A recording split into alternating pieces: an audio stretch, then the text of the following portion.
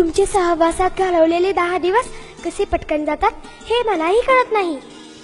अनंत चतुर्दशीला मला निरोप देताना तुमच्या डोळ्यातील पाणी पाहून मी पण दुखी होतो. पण मला एका गोष्टीचे खूप वाईट वाटते. तुम्हा सर्वांचा खूप राग येतो. हिमालयाच्या शुद्ध गंगेच्या पाण्यात जेथे प्रदूषण नाही, घाण नाही, त्यात दररोज स्नान करीत मी लहानचा मोठा झालो.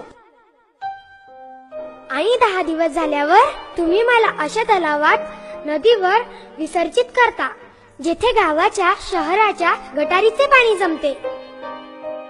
तुमच्या गावात असा एकतरी तलाव आहे का जेथील पाण्याने तुमच्या बाळाला आंघोळ घालाल?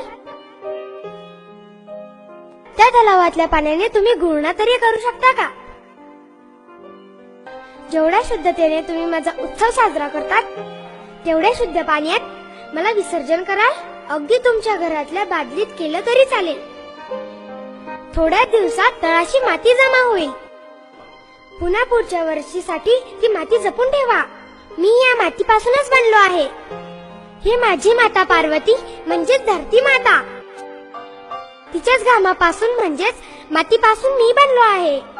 याच मातीला आकार देऊन पुन्हा पुढच्या वर्षी मूर्ती बनवा. देवघरातल्या देवांना संध्या पात्रात आंघोळ घालता, मग मला घाणेरड्या तलावात का सोडता? तुम्ही बदला म्हणजेच देश बदलेल. गावातील नद्या, तलाव स्वच्छ ठेवा. अरे वेड्यांनो, ती माझ्या विसर्जनाची जागा नाही जेथे तुम्ही मलमूत्राचे विसर्जन करता. चला भक्तांनो, मी येतो. पुन्हा बोलूया लवकरच.